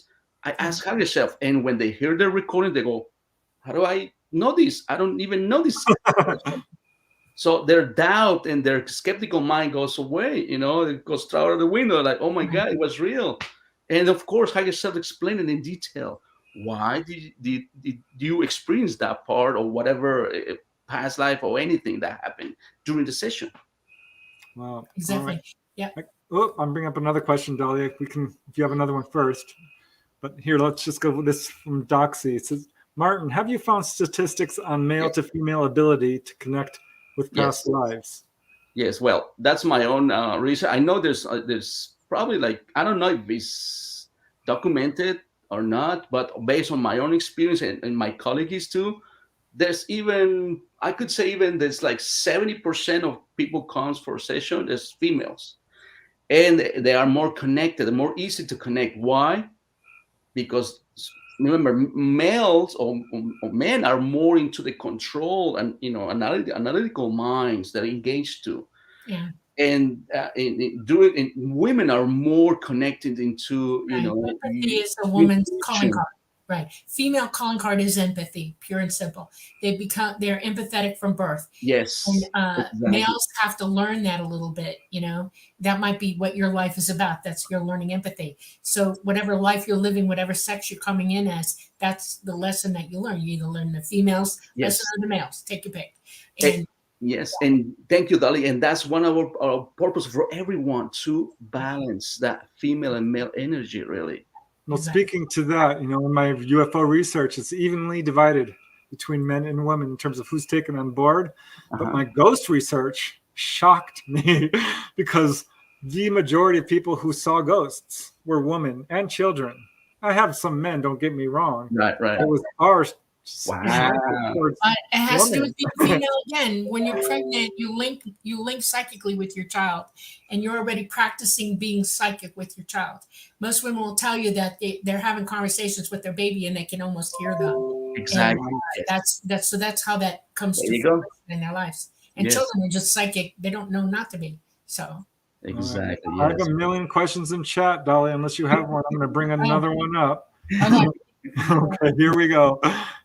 Here's a good one because this is something I think which would help us all. And this is from Santana Barish, who says, "What can we do to help open our third eye so we can connect with our highest selves?" Well, go to Martin. This is what he does. Yeah. Self-meditation too, like everything that we mentioned before, Dolly and Preston. Yes, all that helps. Meditation, grounding, the dreams, following intuition. But yeah, most of all, practice what I always recommend, go and tap into your inner self. I mean, your inner peace. And, Once and you have that inner peace, yes, it goes. The information can flow more efficient or more visuals. And but you don't have, forget, your body is a temple. And you yes, have to bring to it clean things. In other words, clean water, clean air, yes, clean food, yes. nothing to pollute it and nothing to Okay. become toxic from. Then those two things, we're talking about balance again. Of them, you balance the two together and you'll open up, no problem. So learn that. Yes, yeah, organic stuff, Yeah, toxic free, and no drugs and minimal, whatever, but yeah, no chemicals really. right. That helps a lot. All Yep. right. So here's another question, which is about people who recall past lives as an ET. And I was curious about this. Has anyone like identified what race or where they're from? Because Deborah Holcomb is asking, have you had clients who have experienced Andromeda or are from there? No, even for Andromeda and other places that sometimes they don't even have names. It's only frequency. I have a client where experience, these small beings, like kind of like, look like grays really, but they're not, and they have this luminous body. And then I ask him, where are you guys from? He goes like, our home is the cosmos, you know. And is there any place where you from? He goes, there's no name for it. Right. So, Those are actual light beings. They're real. They yes. exist. And I then know and, this. then- and I go, well, I always ask, well, could you please give us something so for our human mind to comprehend? And he goes, well, it's a frequency, but you might pronounce it like Ishti. I'm like, Yeah, okay. But yeah, sometimes they don't handle names in that density. right. Even in the third Yes. year of us, yes, we always want to have names and profiling and all that. But some of these beings, no, they don't require that. Right. Yeah. Exactly. All right. Well, I'm going to bring up another question because this is fun. I love keep the questions coming, guys, because this is interesting. And this is one from Doxy. And I like this question. I have my own answers to this one, but I'll let you dive in, Martin. And Doxy asks, Martin, you mentioned the experience of downloads, etc., download experiences, etc. What if this happens normally without hypnosis? Yes. What Yes. if it's something that has been daily since childhood? Okay. Very example. See this back here? That's a geometrical pattern. Guess what? It's a key for a download or something for your mind, and it to open, part of yourself or your DNA, the information coming from the central sun of the galaxy. Right. All right, and it goes into yourself. It's like, I'm gonna give this analogy. People who work in computers, like computer programmers. Have you guys seen the movie The Matrix, where all these numbers falls and Yeah. nonsense? Yeah. That's kind of like that, really. It Yeah. opens you up at certain abilities, or just to adjust your frequency, because the Earth is changing its own frequency. I want to add something to this. If you're downloaded daily, Whatever download you get a day, write it down. Write down your experience, write the whole thing down. And then your job is this, because you get downloads to teach you. You have to verify what it is. You have to experience it. And that means you need to do homework. You need to dig it up. You need to understand it. Go with it. You'll get it. Promise you, because you've just been pre-programmed to receive this information. So you start reading into that genre or that thing, or you start talking to people about it until you own what that download was, and then you employ it. You use that information to do something good. I'm telling you, it works every time. Write it down, write it down, write it down, Yes, and experience it. Work it. Yes. As a matter of fact, about President Anthony, I had a client last Saturday, right? Mm-hmm. One of her question was like, just few days ago, I guess last week, Yeah. when we had the Schumann resonance, was like crazy, 120, 180, remember? Yeah. She had no idea about this. And she goes like, you know what, it was last week. I felt like all week. I was like, I was fading and she felt really bad. She thought I was sick or whatever. We got to the higher self. What exactly happened? Oh, it was an adjustment on her body from the frequencies. Well, I want to comment on Doxy's question too. What I would do if you're having daily downloads is do your happy dance. Are you kidding? This is awesome. That means you are in connection with your higher self.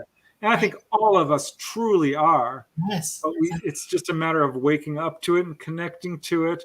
We are all an integral part of this universe. But to be connected in a way where you're recognizing this, because I've had a few downloads and some are like, oh my gosh, this never happened to me before. But now I'm becoming more aware that this is a natural. Yes, it's natural. Yes. And most of us don't even realize what it is, It's unconsciously, really. You're not in control, really.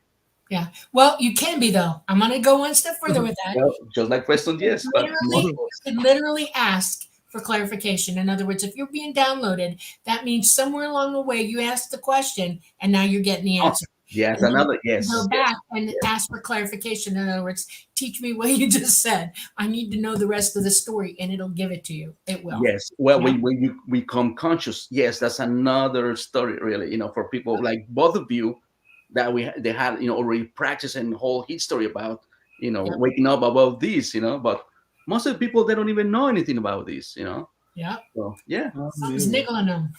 All right. I have a real zinger of a question from Izzy Beth, which I love. I didn't even think of this one. And Izzy Beth asks, Dr. Rivera, do you have clients who have never incarnated on Earth before? Yes. Oh, really? And first of all, I'm not a doctor, please.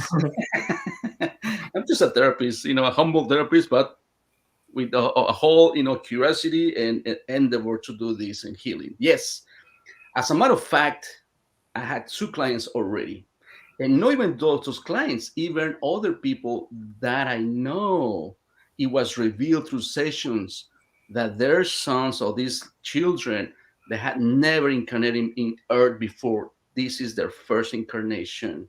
That's how I was resonating with this information that Dolores, call it the 3 waves of volunteers on the new Earth, because it speaks about these new souls, because that's the plan from the councils, aiding Earth and the civilization in order for us to move forward into this other new place, this new dimension that we, struggling to go with, And of course, they saw that, well, when human beings discovered the atomic bomb, and we had this nonsense, almost 3,000 atomic blast tests around the world. Guess what? It not only destroyed our ecosystem and environments, it affected other worlds, because everything is connected through portals, for this, it's like a body, really, our universe. So some of these civilizations were affected. As a matter of fact, there's a session where one of these beings, he described their world got blown out because the radiation from the atomic blasts went through, and their planet was so sensitive they had no time to contain it. They had to build motherships in order to evacuate the planet. Yeah. Well, I find this fascinating because that is a very common message given to contactees. And Dolly, you told me that very detailed. Yeah, they literally, they see the past, the present, and the future. Yes. Sometimes they see the warnings of us doing stupid, and they will move huge bodies of people out of the area, because all the dimensions are together in one place. Okay, we're in the same place, Right. and they moved them out of the way because they knew it was coming. And I mean, it's a big deal. That's why ET wants us to stop using nuclear bombs. Anything nuclear, they want us to stop. Period. Stop, because we're affecting everything. Yes. And it's horrific to them. It's absolutely horrific, and they can make us stop. It's up to us to stop ourselves. And it's bad. And so they will move people out of the way. They will dimensionally move people out of the way. They will. Yeah, and of course, and they explain us too, even that they say they cannot intervene directly, because that's one of the principles. But indirectly, in all different ways, yes. That's why they had this plan of these new waves of volunteers to come to, first of all, heal Earth. That was one of the messages that was through my sister, really, where these so-called Earth Guardians came through and give us a lot of these messages. And remember, well, people would say, it's your sister. Guess what? My sister was like a Jehovah's Witnesses for over 20 years. And think about just his belief system was so, narrow to the religion. And then having this session, hypnosis session, and even these guardians presenting themselves and displaying all these, these messages through her, and even speaking through her. Yeah, you just said something about 3 or 4 sentences back, which sort of resonated with me, because this is something a lot of experiencers have told me, that the ETs told them, we can't intervene directly. You have to solve your own problems. We can only teach, guide, heal, help, wake you up. But it's up to you. I want to say this. It's important because it's up. When I was young and I was being taught by ET, if I did something totally stupid or I was about to make a huge mistake, they went dead silent on me. They stopped talking. And it was obvious. Nobody had anything to say to me. And they left me to myself to figure out why they were backing off.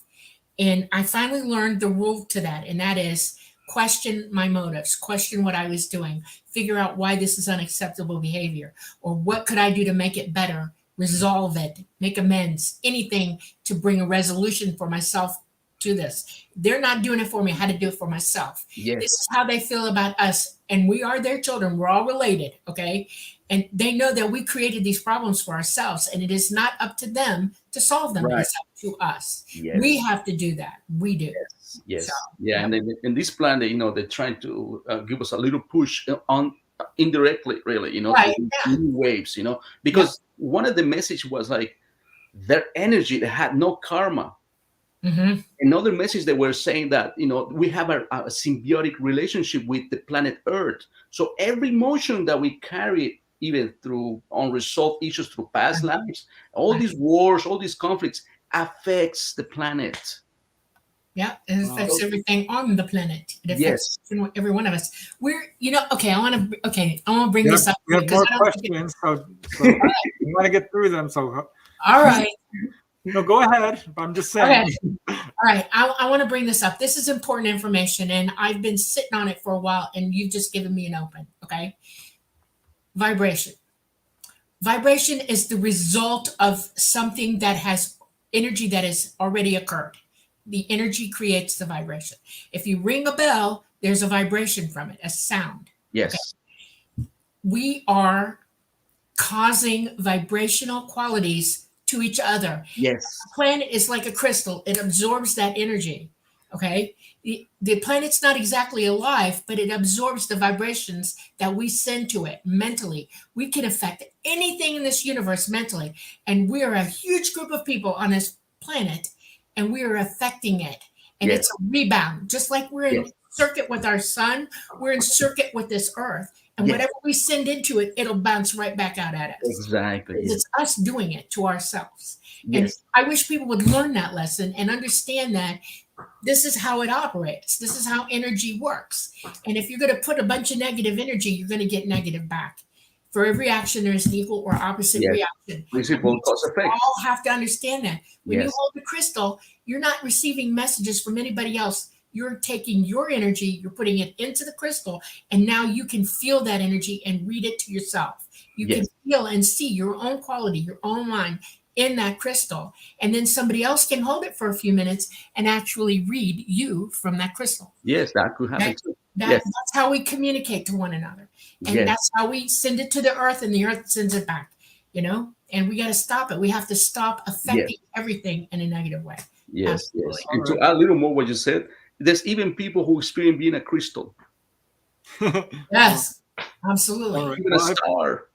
I've got a bunch of questions, and we have not even 15 minutes left. So Oh my God, it went so quick. So this is a pretty simple one, I hope. Rad Peanut says, how does one find a good, trusting hypnotherapist? Well, maybe not simple, but what would you say? Remember, every time that you contact someone, you have to feel their energy. You have to trust. You have to follow your intuition. You feel trusted or not. You know, that's very simple. When you start speaking and looking at their eyes, you can feel their vibration, like Dolly says. You know, so I will recommend that. I always, when I have a client, we have a free pre-interview, and I always require to go Zoom to Zoom so they can see me, feel me. We speak through for an hour, whatever, and there you go. Use your intuition. I think it's that simple. Yeah. Yes. Do your research. Yeah. Talk to other people who've gone through the experience. Okay, well, here's another. There are some good questions coming up. Here's one from Santana Barish. Question: is there a certain frequency we could listen to whilst meditating to connect with your higher self? Oh, that's interesting. Yes. That's why I use, this crystal singing bowls. They're like, very. I just heard it. Yeah. For other people, like Dolly said, it's just silence. It's good for them. But I had clients that were like, oh, you know what? I can't clear my thoughts. When I hear the sounds, of the crystals, they focus onto it. They even tell me, I don't hear the sounds anymore, neither my voice. So you have to find yourself, which one is more suitable for you. Right. I can give you a hint about when you know you're clear. If you can imagine yourself in a dark room with no sound, no vibration, no anything, and it's like your mind becomes a blank chalkboard. Nothing's written upon it anymore. No thoughts, no sounds. You release everything into the dark. Okay. You have now reached alpha. Your brain pattern goes straight into alpha. Yes. The sounds that you use, Martin, teaches your brain how to find alpha, because each one, alpha, beta, theta, gamma, delta, each one of those has a different quality or frequency. And alpha is important for meditation. Absolutely the most important. And so you start learning to meditate by releasing. It's not, don't hear your own thoughts. Just say, oop, off. Let them go. Turn it all off. Yes. Hold on to nothing. Buddha used to say, let it go. Yes. Let it go. Yes. You'll get there. You'll get into alpha, and you're there because you're floating in nothingness, and all there is nothingness. Yes. That's how you go within, and it's very cool. Then Martin takes over, and he guides you. Exactly. Just like that. Yes. Into truth. Okay. Oh my God, Dolly. I love you. Don't worry. I love you too. It's still your stuff. Great. All right. Here is a question which I love. Because I have heard of this. Debbie Joyce says, question for Martin. Have you ever come across someone that starts speaking another language that is unknown? I've had dreams where the language is musical. Yeah. No doubt. Even alien languages, they speak to the session. And I go like, I don't understand you. Can you speak it, please? Either in English, we have an American, or I have any Spanish a client. Can you say in Spanish, please?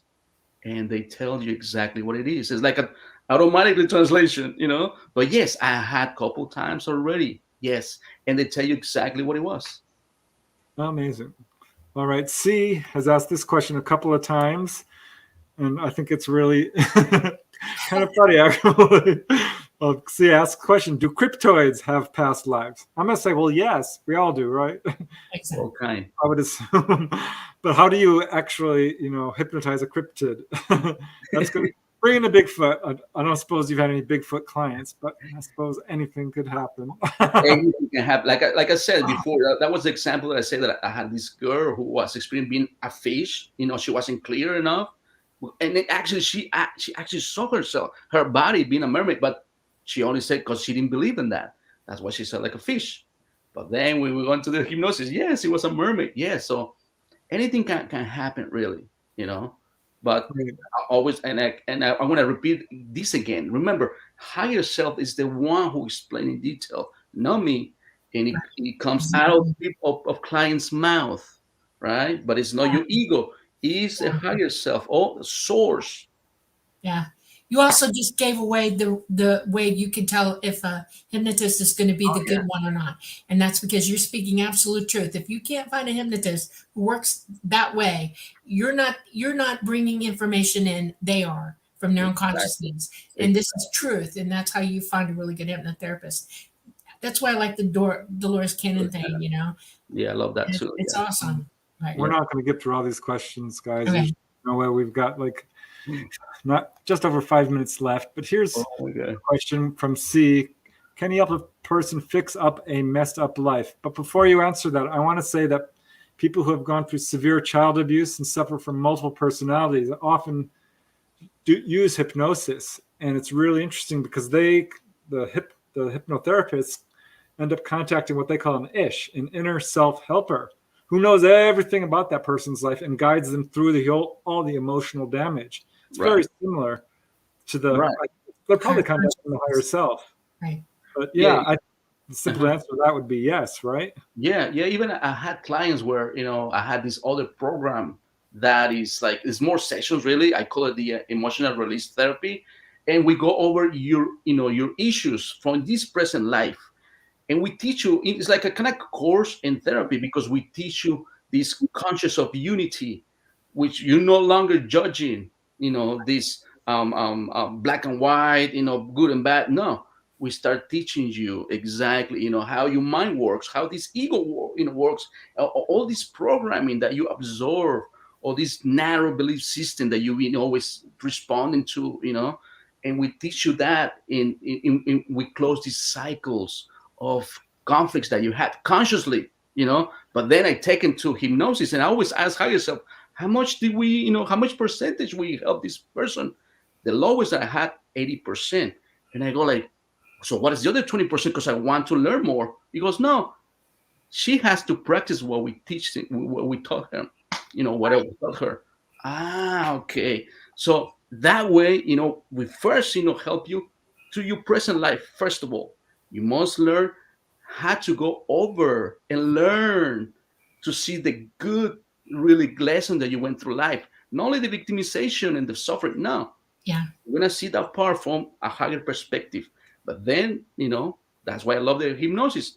It'll show you your soul journey, what is behind all this, and that kind of closes that you're part of yourself. Like just the example that I give about this, this client that I had that was abused, from horrible childhood, and she understood. Okay, so are you saying that a conflict or what you're trying to do is you're altering or you're starting to see the truth about how you respond versus how you're being told to respond, correct? Sometimes you go automatically. It's not one that taught you. Yeah. You absorb it and you go automatically, defending yourself all the time, for me, he attacked me, he doesn't like me. No, that's your ego all the time. Right. Your response is key. Absolutely. In perspective, right? Exactly. Then we teach you to recognize that first of all on yourself, become an observer of yourself.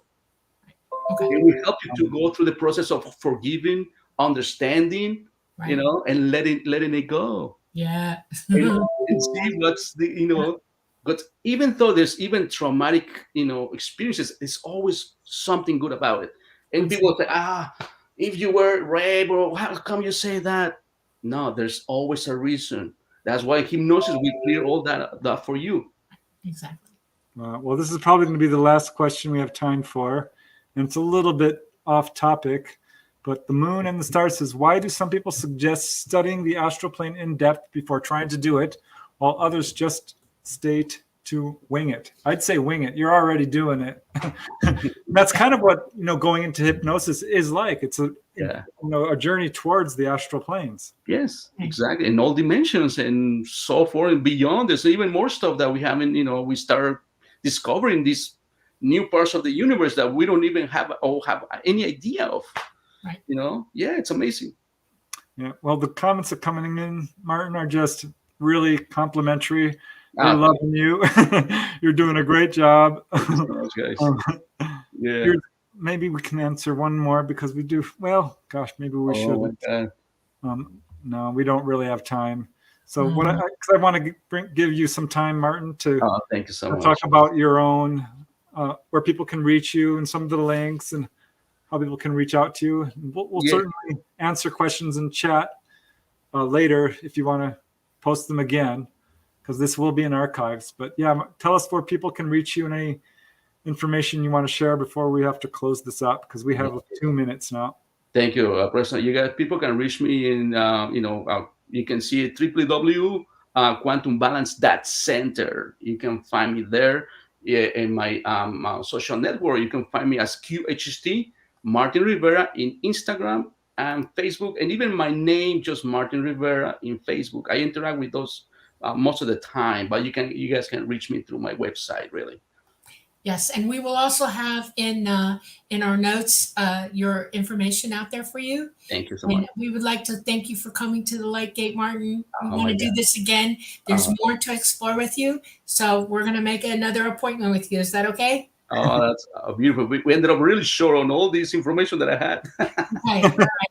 And so we'd like to thank all our audience and everybody for their questions. Thank you for being here with us. We appreciate you. We love you very much. And please come and see us again here. And we're going to endeavor to keep this all going really, really well for all of us. It's an exploration and we're all involved. We also want to thank our producers and sponsors. We are part of the United Public Radio Network, UPRN, coming to you from the beautiful city of New Orleans, 107.7 FM, and the United Paranormal Radio Network at 105.3 FM. We want to thank Roku and Facebook listeners for being here, and our Facebook listeners. And I want you all to go and have a lovely, lovely time this week. And Preston, last words. Oh, thanks, Martin. I had a great time. I knew it was a good idea to bring you on the show because you have really brought a lot of light to this subject. So thanks so much. Thank you so much. It was so much fun. Okay. All right. Bye-bye, everybody. Bye. Till next time. Thanks for coming.